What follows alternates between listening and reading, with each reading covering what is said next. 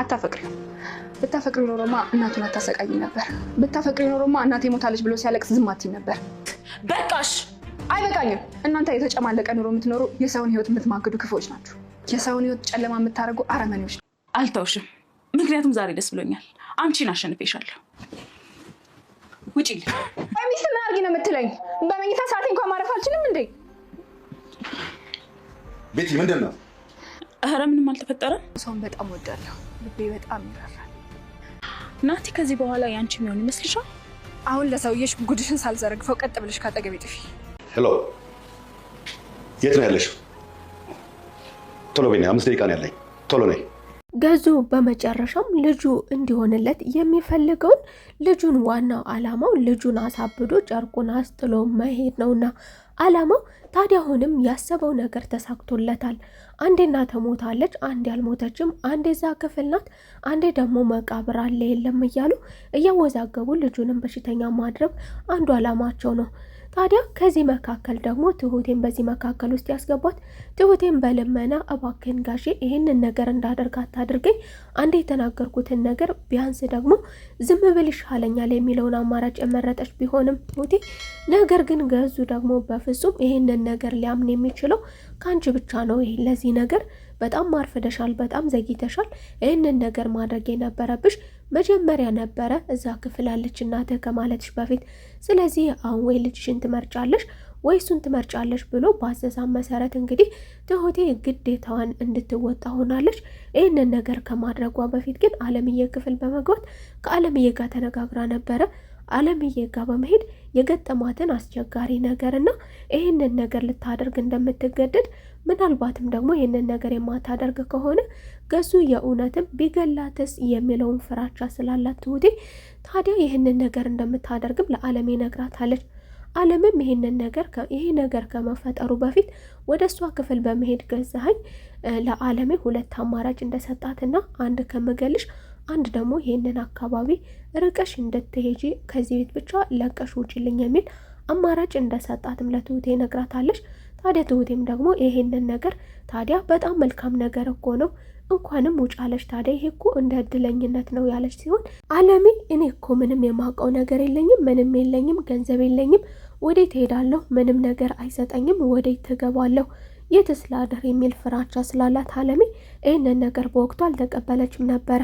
ትሁቴም ይሄ እኮ ቀላል ነበረ፣ አባዬ ጋር ትሄጂ ነበረ፣ ከዛ ሆነን ሁሉን ነገር ማስተካከል እንችል ነበር፣ ብዙ ነገር ማድረግ እንችል ነበረ እያለች ቀላል እንደሆነም እየመከረቻን ነበረ።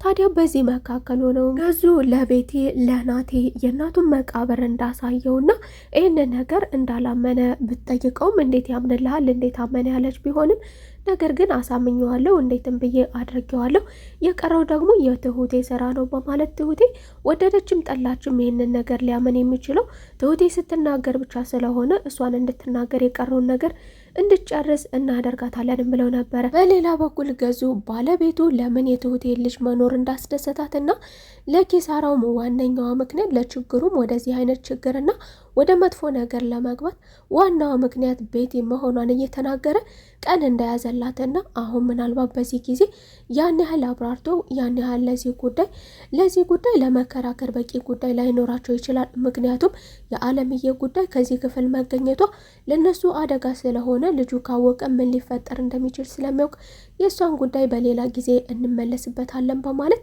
ታዲያ አሁንም ደግሞ ትሁቴን እያለ ወትሮ እንግዲህ ገዙ እንደተመለሰ ለቤቲ በመደወል እፈልግሻለሁ፣ ምንም ጊዜ የለኝም፣ 5 ደቂቃ ብቻ ነው እያለኝ በማለት ቤቲን በፍጥነት ወደ ቤት እንድትመለስ ማድረጉ፣ በመቀጠልም ደግሞ ትሁቴን እያለ ወትሮ ወደ ውጭ እንድትወጣ ማድረጉ ገዙ ምን አስቦ ነው? እንግዲህ በእርግጠኝነት ናቴ ወደዚህ ክፍል ሲገባ እናቱን ሊያገኛት አይችልም። ምክንያቱም እዚህ ጋር ትሁቴ ከናቴ ጋር ከተነጋገረች በኋላ ስልክ በመደወል ኃላፊነቷን እንደተወጣችና ያሰባችሁትን አድርጌላችኋለሁ፣ ያዘዛችሁኝን አድርጌያለሁ፣ የምትፈልጉን ነገር ሆኖላችኋል፣ ተሳክቶላችኋል፣ ልጁ እንደሆነ አብዶላችኋል፣ ያውና እያበደ እየመጣላችሁ ነው በማለት መልእክት አስተላልፋለች።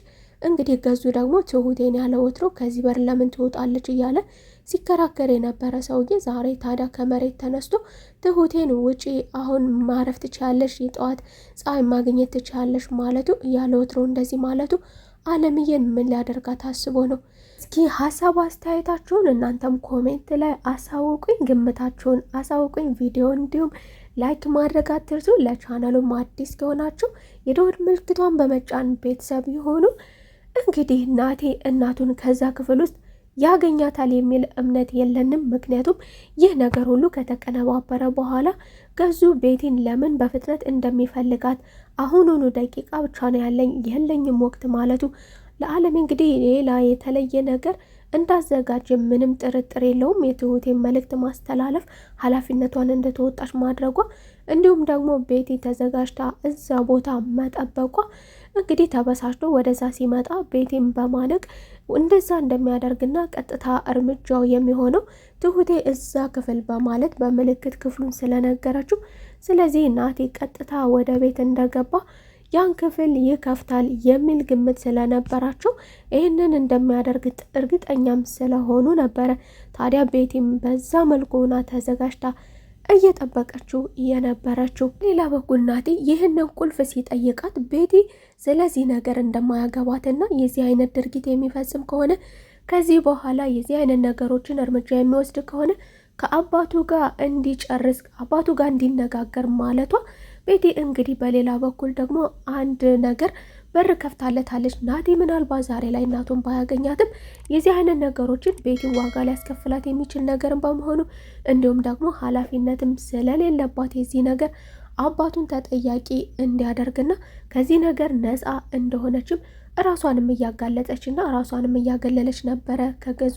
እንግዲህ ናቲ ከዛ ክፍል እናቱን ያገኛት ይሆን ወይስ ደግሞ እናቱን አያገኛት ይሆን? ወዴትስ ወሰዷት? ከዛ ክፍል አስወጥተው ከዛ ቤት አስወጥተው ወደ ውጭ ልከዋት ትሁቴ እንግዲህ ከታች እንደመሆኗ ትሁቴስ ወደ አባቤ ቤት ወስዳት ይሆን? ምክንያቱም ደግሞ ትሁቴ ከዛ ቤት ከወጣሽ ምንም ችግር የለውም አባቤ ጋር ብዙ የምናደርገው ነገር አለ፣ ይሄ እኮ በጣም አሪፍ ነው በማለት ትሁቴ ወደ ውጭም የምትወጣ ከሆነ እንደምትረዳትም ቃል እየገባችላን ነበረ። ምክንያቱም ገዙ አንድ ነገር ከማድረግ ወደኋላ አይልም። ምናልባትም ሞታለች ያለው ገዙ ይህንን አረጋግጦ እየተናገረ ያለው የእውነት ሊገላትስ ቢሆን የሚል ሌላም ፍራቻ አላት ትሁቴ። በአሁኑ ለልጇ ብቻ ሳይሆን ፍራቻዋ አሁን አለሜ ሞታለች ማለቱና ከዚህ ነገር ከዚህ በኋላ ጭቅጭቅ በኋላ ደግሞ ለአለሜ አዳዲስ ነገር መፍጠሩ ምናልባትም አለሜን የእውነት ቢገላትስ የሚል ፍራቻም ስለነበራት ታዲያ እናቴን ለመናገርና ይህንን ነገር ብነግረው ምናልባት እናትን በህይወት የለችም ብለው ለጊዜው እሱ ሊበሳጭ ሊጠላይ ሊናደድብኝና ሊታመም ይችላል፣ ነገር ግን እናቱን ከሚገልበት እናቱን ከሚያጣት ይሻላል በማለት የተሻለውን አማራጭ እንግዲህ ትሁቴ ቢመራትም ተወጥታለች። ሀሳብ አስተያየታችሁን ኮሜንት ላይ አሳውቁኝ እያልኩኝ የዛሬው ክፍል ይህንን ይመስል ነበረ። በቀጣይ ክፍል ተመልሰን እስከምንገናኝ መልካም ቆይታ። እወዳችኋለሁ።